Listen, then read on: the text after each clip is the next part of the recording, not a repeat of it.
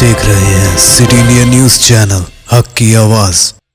अस्सलाम वालेकुम, मैं हूं Sheikh Umar. City India News में आप तमाम का इस्तकबाल है। आइए देखते हैं स्पेशल प्रोग्राम बिल्किस बानो कौन है और उनके साथ क्या हुआ था। तो टॉपिक शुरू करने से पहले आप तमाम से गुजारिश करूंगा कि वीडियो को लाइक शेयर करते हुए हमारे इस यूट्यूब चैनल को सब्सक्राइब ज़रूर कर लीजिए, ताकि ऐसी ही दिलचस्प और मालूमाती वीडियोस आइंदा भी आपको मिलती रहें।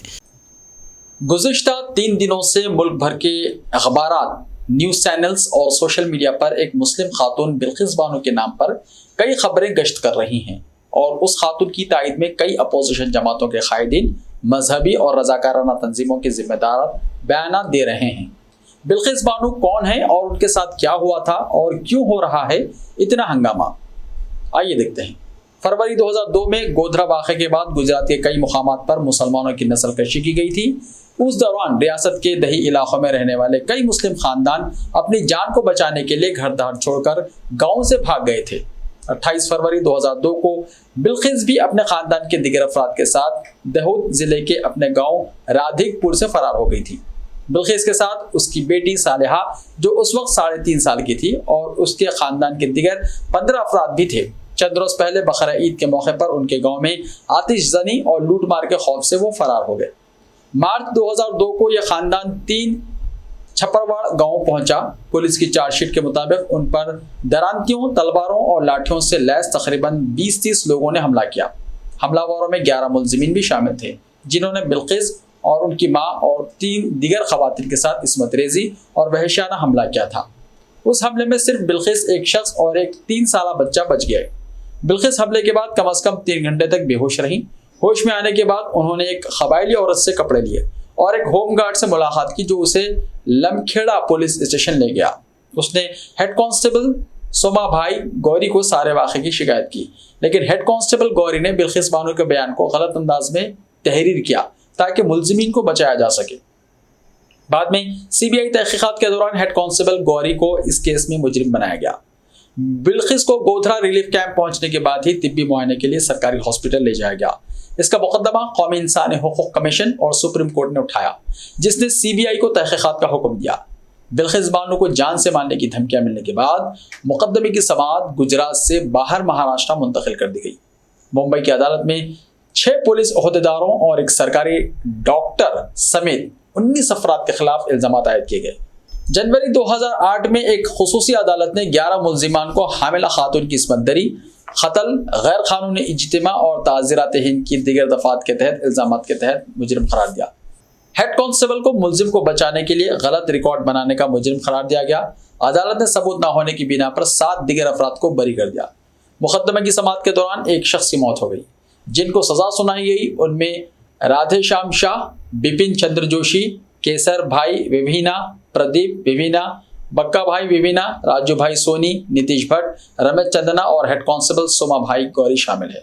अप्रैल 2019 में सुप्रीम कोर्ट ने गुजरात हुकूमत को बिल्किस को 2 हफ्तों के अंदर 50 लाख रुपए मुआवजा देने का हुक्म दिया। उसने मुआवजा कबूल करने से इनकार कर दिया था और सुप्रीम कोर्ट के सामने एक अर्जी में रियासती हुकूमत से मिसाली मुआवजे की मांग की थी। 15 अगस्त को मुजरिमों को क्यों रिहा किया गया? गुजरात के एडिशनल सेक्रेटरी कुमार के मुताबिक उम्र कैद की सजा का मतलब होता है जेल में 14 बरस गुजारना, और इतनी मुद्दत गुजारने के बाद कोई भी मुजरिम अपनी रिहाई के लिए दरख्वास्त दे सकता है और हुकूमत मुतल्लिका हुक्काम से सलाह और मशवरे के बाद उसे रिहा कर सकती है। उन्होंने मजीद बताया कि 11 में से एक कसूरवार ने मई में सुप्रीम कोर्ट में अर्जी दायर की थी, जिस पर अदालत ने रियासती हुकूमत को गौर करने की हिदायत दी थी। कुमार ने बताया कि रियासती हुकूमत ने एक कमेटी तश्कील दी, जिसने तमाम 11 मुजरिमों की दरख्वास्तों पर गौर किया, जिसके बाद जसवंत नाई, गोविंद नाई, शैलेश भट्ट, राधे श्याम शाह, बिपिन चंद्रा जोशी, केसर भाई विभिना, प्रदीप मोरदिया, बाका भाई वहीना, राजू भाई सोनी, मतेश भट्ट और रमेश चंदना को रिहा कर दिया गया।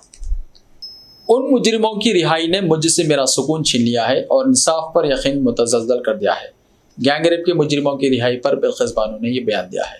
बिल्किस बानो ने 17 अगस्त 2022 को एक बयान दिया, जिसमें उन्होंने कहा कि 11 मर्दों के तौर पर, जिनमें से उनके साथ इस्मत दरी की मुजरिम भी शामिल हैं, अपने ख़ानदान के 14 अफराद को कत्ल करके आज़ाद हो गया। 2 दिन पहले यानी 15 अगस्त 2022 को गुज़िश्ता 20 साल का सदमा मुझ पर फिर से ढाया गया। जब मैंने सुना कि 11 सज़ा याफ्ता अफराद जिन्होंने मेरे ख़ानदान और मेरी ज़िंदगी को तबाह किया और मुझसे मेरी 3 साल बेटी छीन ली, वो आज़ाद हो गए थे। मैं अल्फाज से महरूम थी, मैं अभी तक बेहिस हूँ।